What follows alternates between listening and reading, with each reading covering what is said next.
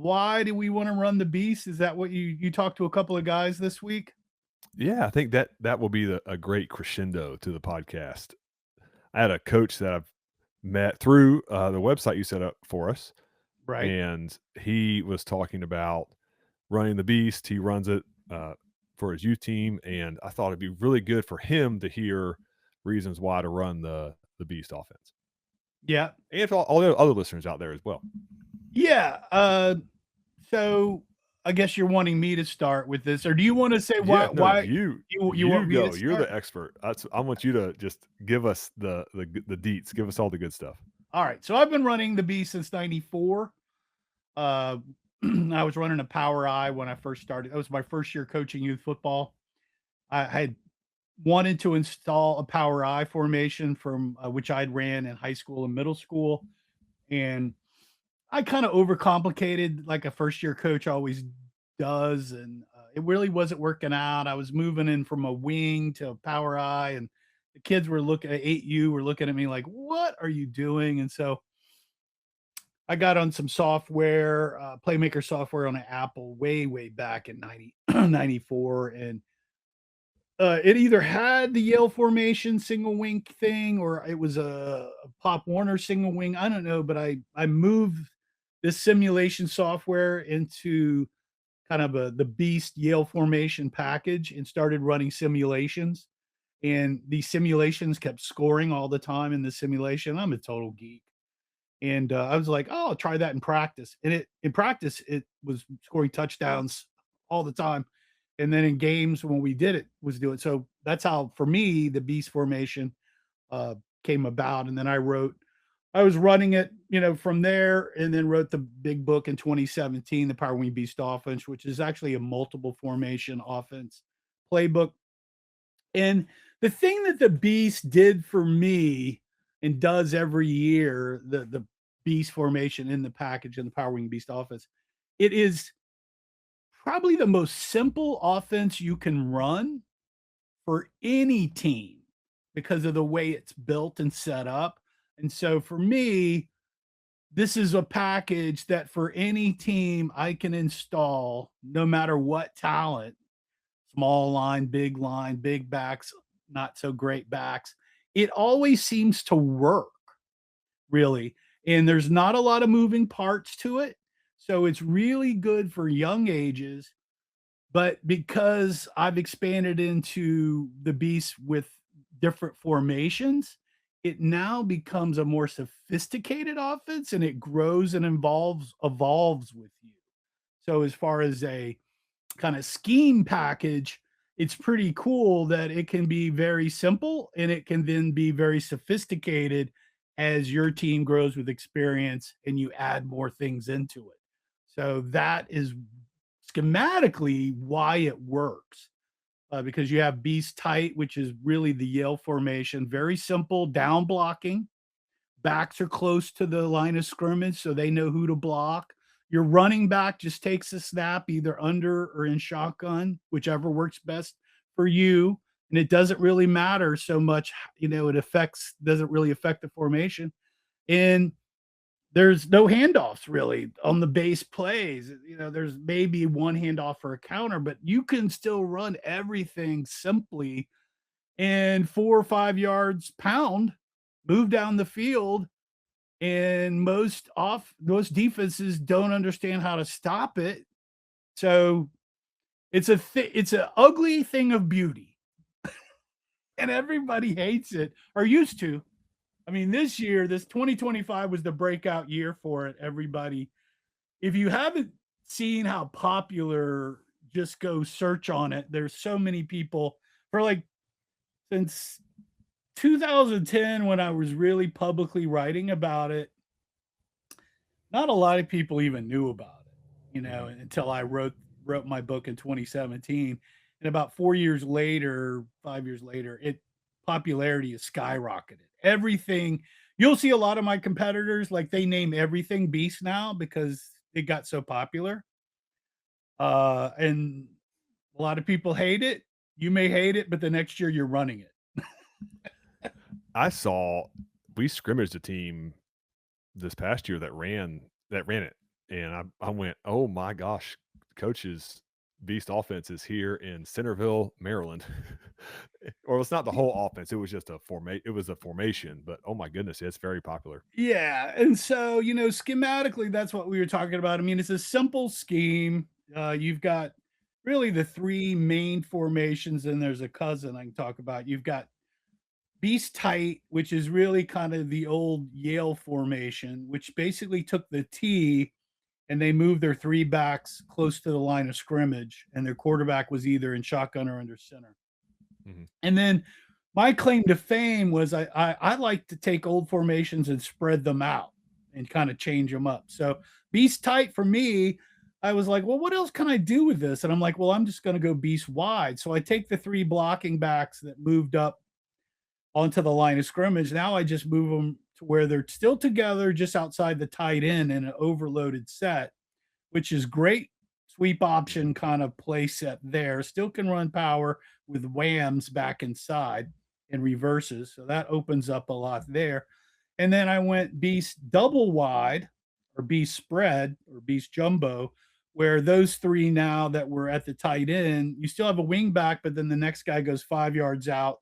The other guy goes 5 yards out. That now becomes a quad set for passing and sweep option.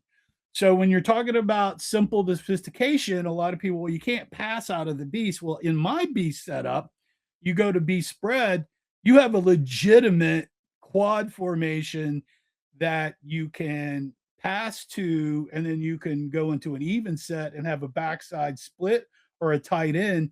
And so you've got a full blown spread package, which for youth football, 3, 4 receivers to one side, then a back guy. I mean, that opens up a heck of a lot of passing there and still power too.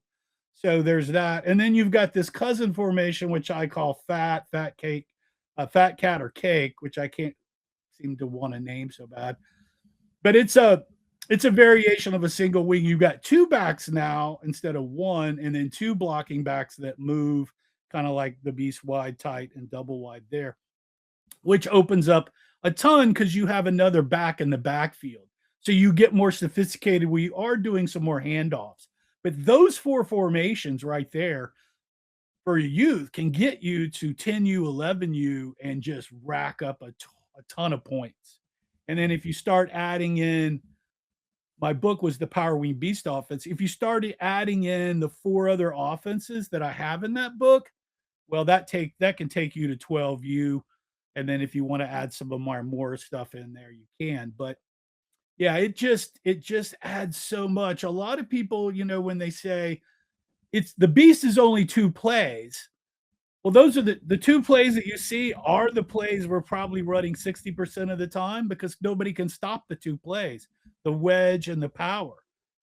I mean, I've only run those 2 plays in a couple of games because people couldn't stop it.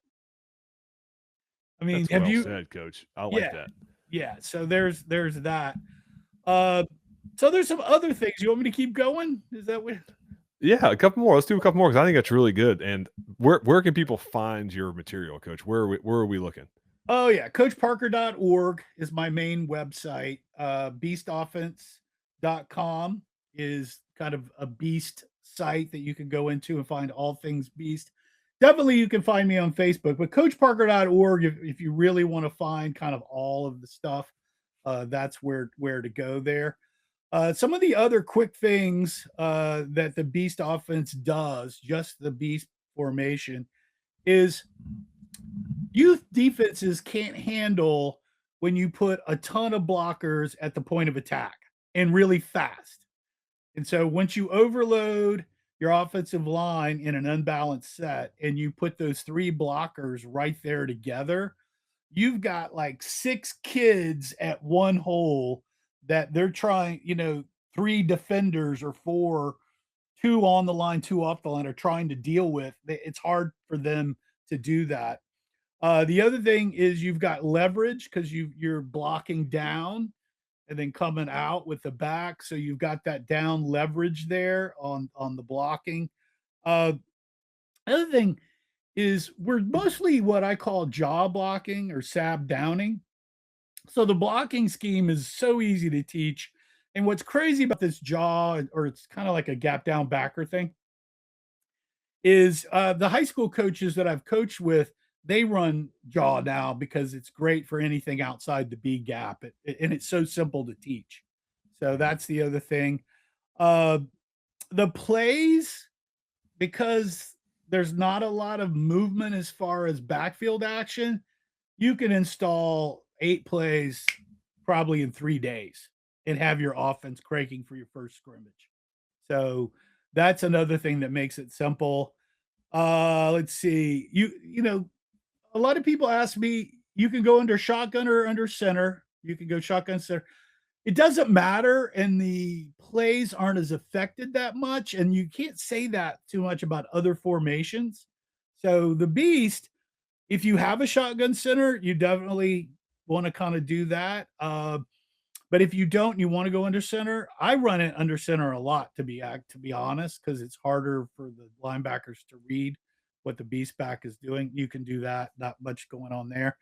The other thing that all these coaches will tell me, it doesn't teach high school fundamentals. Well, what's crazy is we rotate the backs to be the main beast running back and the blocking back. So we're still teaching the offensive line multiple calls, and if you want to pull, you can do that. So the offensive line is really getting a lot of high school fundamental things going on. The backs, probably, I've got 4 main backs and probably 2 others. Those 6 backs are learning how to under center and also take shotgun snaps.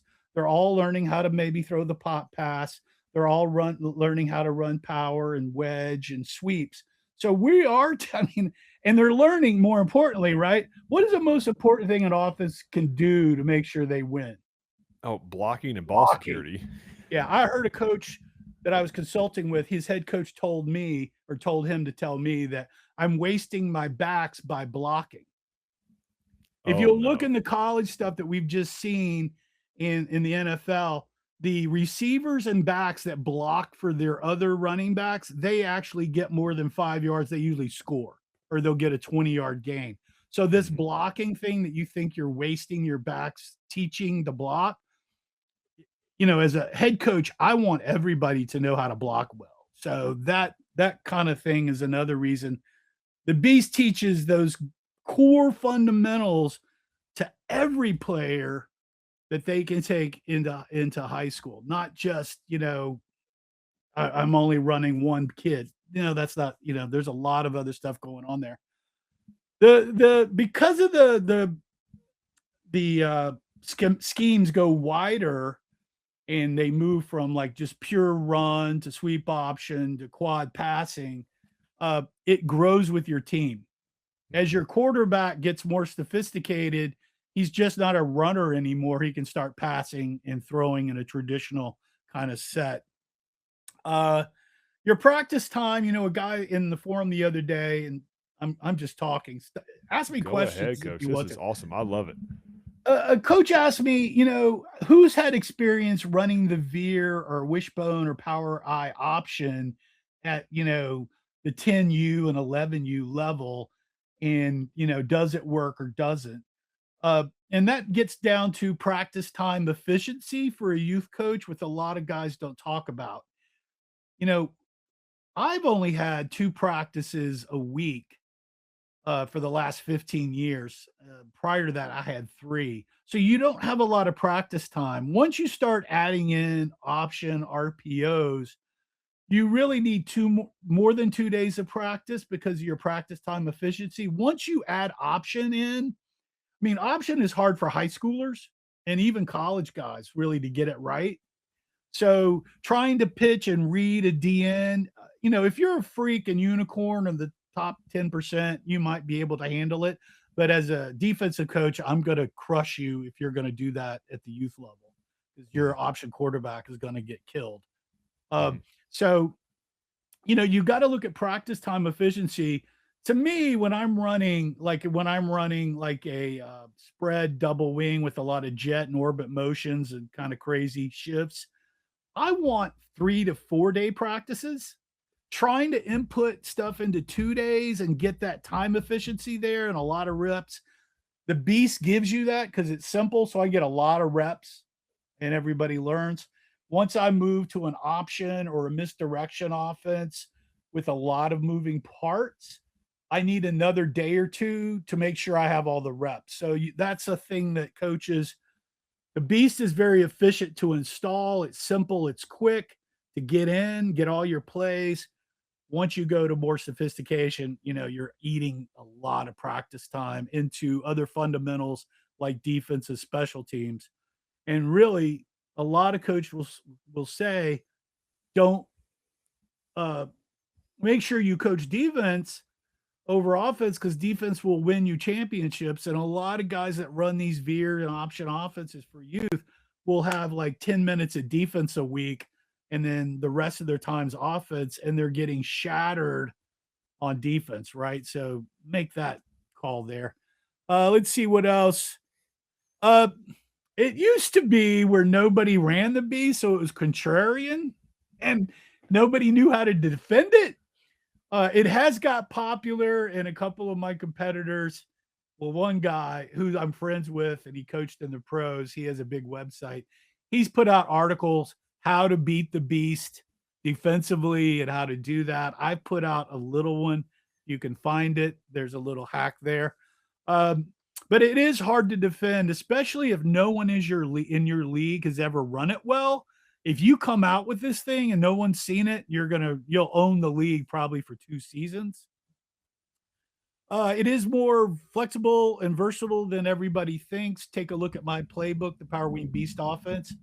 I probably run 50% beast offense formations and then 50% other, and it's a mix of a 3 to 6 formation kind of thing. And so when you do that, it becomes very hard to defend because nobody knows what you're coming out in that week. A friend of mine who I had dinner with Saturday, 4 guys that I've coached on and off with for 15 years. We had dinner Saturday night, and one of them just won a 10U Super Bowl in an 11U division. He had mostly 10U guys, and he always runs the beast for the Super Bowl, and he killed it with the Super Bowl with the beast That's because awesome. he's installed it. So yeah, and then I think the last one, and we've talked about it, that everybody thinks you can't pass from the beast, and that's false because you run power right out of the tee and things. Oh yeah. And all the play action passing that you can do out of these other offenses, along if you go to be spread, you can run play action and you can run a pure pass offense. So don't think that the beast doesn't offer a huge passing package. It does. So there's my 20-minute I spiel love it. That's awesome. on why you run a beast, why you should run the beast. And since we've talked about it and I've ran on, if you've listened to the podcast, hit me up on my contact form on coachparker.org and say you've watched today's podcast. And if you did, I'll send you a coupon for like 30 or 40% off so you can get a playbook there and see what it's all about. That's awesome, Coach.